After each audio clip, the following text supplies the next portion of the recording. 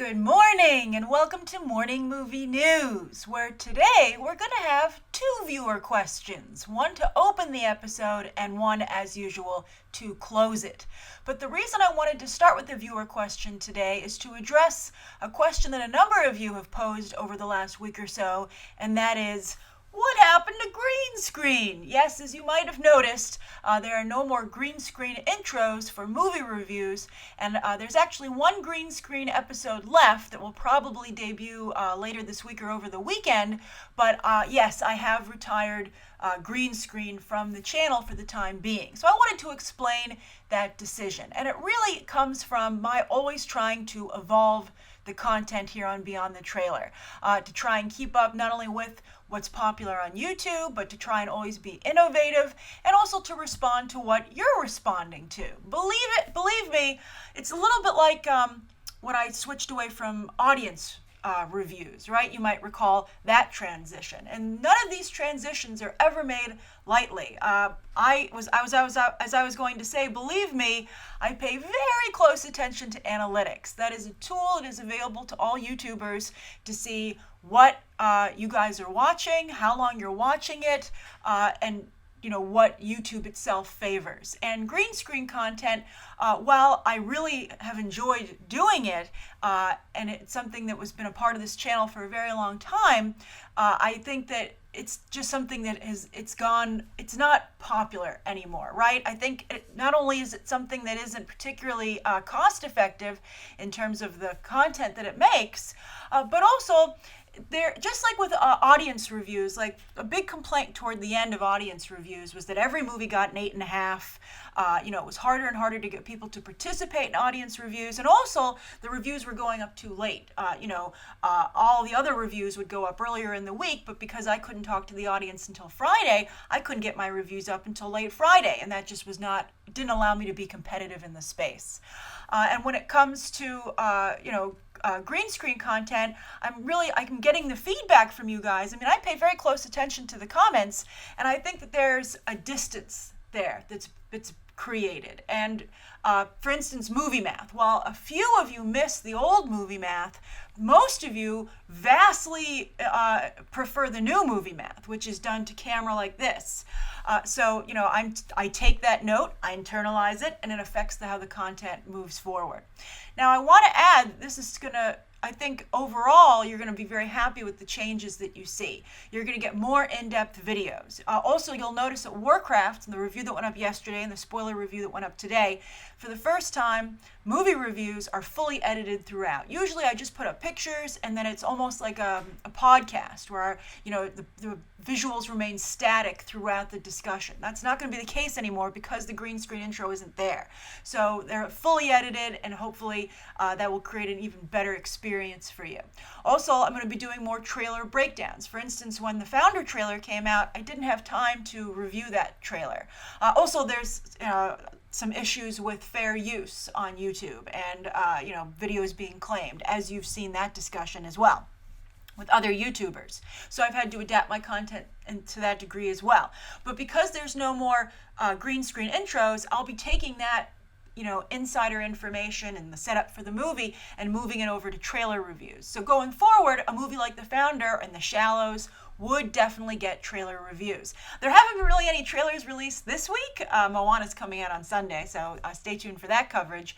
But that's just because we're having a slow week, and that's how poorly these movies are expected to do, and that nobody wants to put their trailer in front of them. I mean, that's pretty shocking that no one's like, oh, let me put my trailer in front of The Conjuring 2 or Warcraft or Now You See Me Too. I mean, that is a real lack of confidence on Hollywood's part. But anyway, I just wanted to explain to you what's going on, and also to let you know that your comments about what you like are seen and heard and do affect the content that comes out here that I produce. So thank you for your feedback, and I'm very and also I've been very happy with the transition so far and how this new content has how you've been receiving it, and I'm very excited for what's coming up. And for instance, this allows me to do things like what I announced with the live we're going to watch together live Batman v Superman The Ultimate Edition on June 28th at 8 p.m. Eastern Standard Time, and then have a live discussion afterwards about the movie. And so that's something else new that I'm able to bring to the channel. So, and also more TV reviews. So very exciting,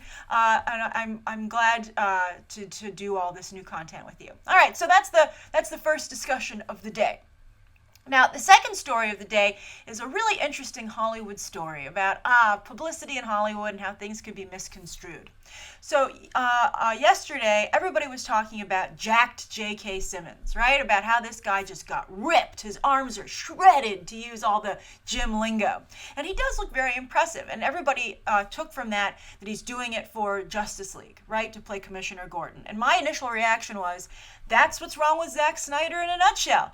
That his Commissioner Gordon would have to be jacked. Like, it's so stupid. Like, Commissioner Gordon is not jacked. He has been recently in the comics when he took over for Batman for a while in Scott Snyder's run. But, it makes absolutely no sense. And that's not the Commissioner Gordon everybody loves. It was an interesting idea that Scott Snyder played with, but I don't think it particularly was successful, which is one of the reasons I think that it didn't stick. And also because Bruce Wayne is Batman. But anyway, Hollywood Reporter actually ran an interview with J.K. Simmons' trainer, who published the photos on his Instagram. And it really became clear, maybe J.K. Simmons wants to look cool in Justice League. He wants to make sure that he stands in with the group. But it really became clear that this was J.K. Simmons' trainer trying to get publicity for himself, right? The guy's like, oh, I'm also an actor. And you're like, that's super sketchy, dude.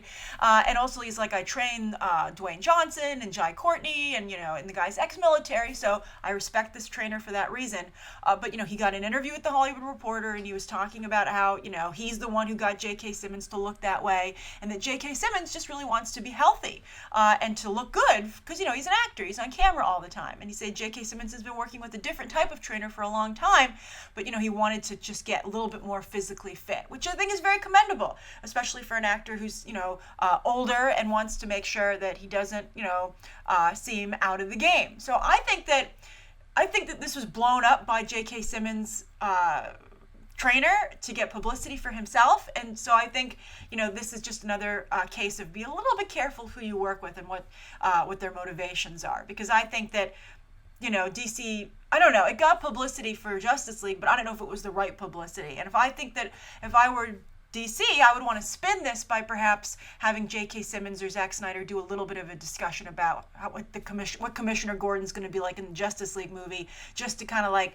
put this back in the right spin for what's good for the movie and not for J.K. Simmons' trainer or one of his trainers. So I'm curious, what do you think? And I just, not only about J.K. Simmons looking so ripped and shredded, but also, that his trainer did this and the way the story took shape and how, because the trainer isn't working with a publicist, the story kind of got out of control until the Hollywood Reporter kind of put it back on track with an interview with the guy.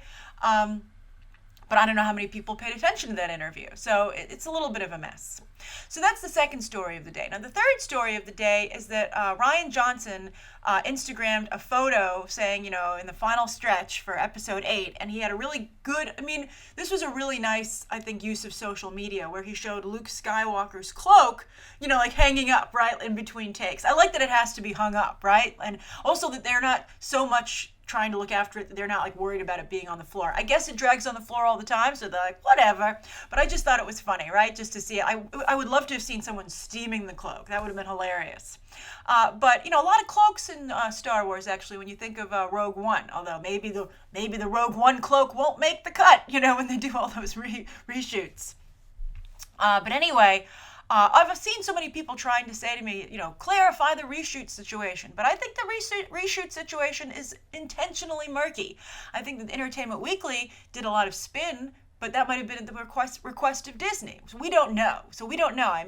I wouldn't take all the negative rumors, 100% true, but I wouldn't take the Entertainment Weekly spin 100% true either, right? I think that bottom line, Rogue One needs a lot of work. right? So we'll see. But I think that for episode 8, I thought that was really interesting, and I thought it was a good use of social media. And also the fact that they showed Luke Skywalker's cloak, makes me have a lot of hope that he'll be a major part of episode 8. Luke Skywalker, in my opinion, has always gotten the short end of the stick when it comes to the Star Wars franchise. It's always been about Han Solo, Princess Leia, etc. So I would love to see him finally, and I'm sure some of you will disagree with me on that, but come on, how many kids want to be Luke Skywalker, huh? I mean, not a lot. And if they do, it's because they're like, there's not a lot of competition in that area. I'm gonna go in there. But I think that I would love for the character to be redeemed and become like a badass, right? I hope he's not like the new Yoda, right? Because they've been redoing I don't want them to see them continue to redo the original trilogy. So I hope that he is like a unique, interesting character. And I'd just love to see that. I hope he's not too racked with guilt with what happened with the Jedi, because that's not going to be a lot of fun to watch. He might be, I would understand it, but come on, I hope he has some cool moves, right? Although that cape looks kind of heavy and cumbersome, I don't know how many cool moves he can have while wearing it. But I'm curious, does this tease do it for you? Or are you like, too many teases, why are you so secretive? And also, someone tweeted me yesterday and said, there's no Justice League leaks. And I said, yeah, because they're shooting on sound stages. And someone said, that's good. Someone joined in the conversation on Twitter and said, that's good because I don't want to see what's going to happen in advance. I want to be surprised. But I think that the Suicide Squad set leaks from when they were shooting outdoors in Canada really did a lot to make people excited about that movie. And I think a few leaks are not a bad thing. I think it gets their movie on people's radar, it gets people excited, and you can kind of get an idea of what, get a read on how people are reacting to what you're doing. So I think, I would show a little bit of these movies, just a tad. And if you want to control it, that's fine, but I think they should be a little bit busier on social media. All right, so those are the three that's the first viewer question and the two stories of the day.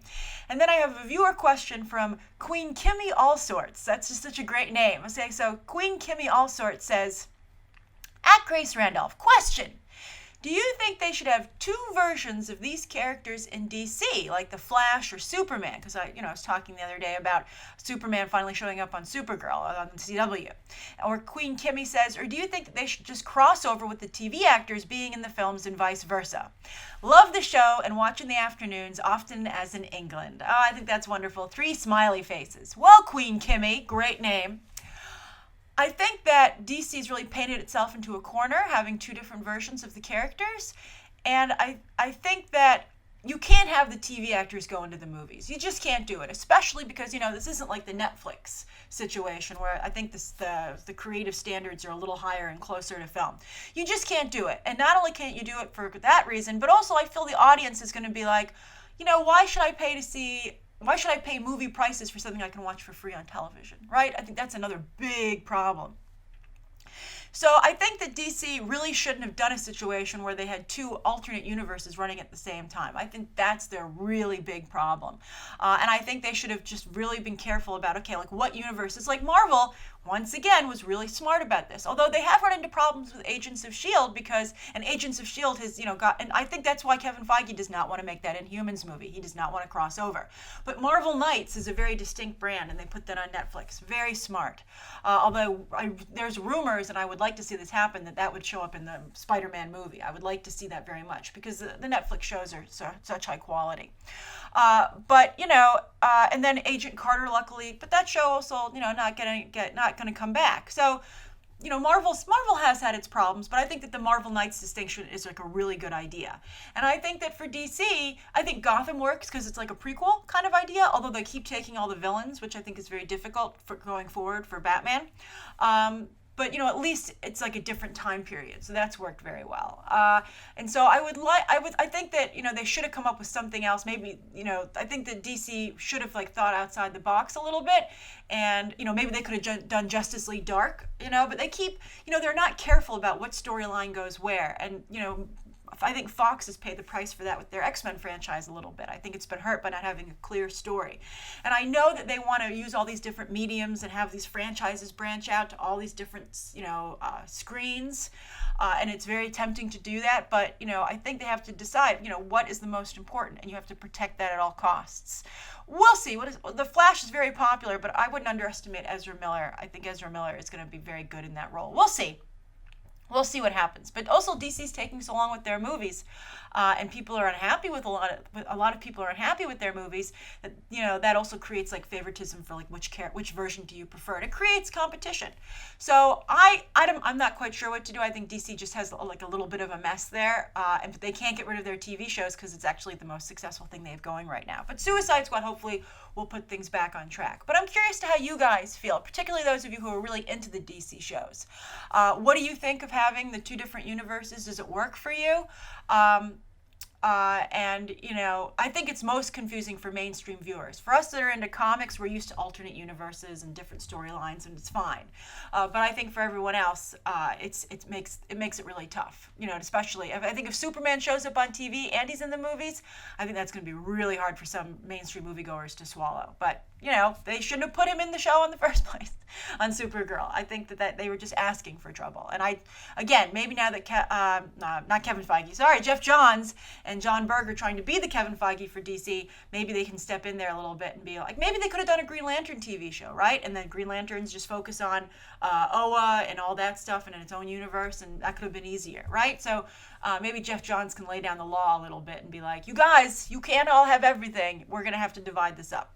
So I'm curious to hear your thoughts on it. Write your thoughts down below. Thank you so much for tuning in today. And I look forward to hearing your thoughts on today's 2 viewer questions and the 2 stories. And let me know what you'd like to see covered tomorrow and any questions that you might have. Thanks for watching. Bye.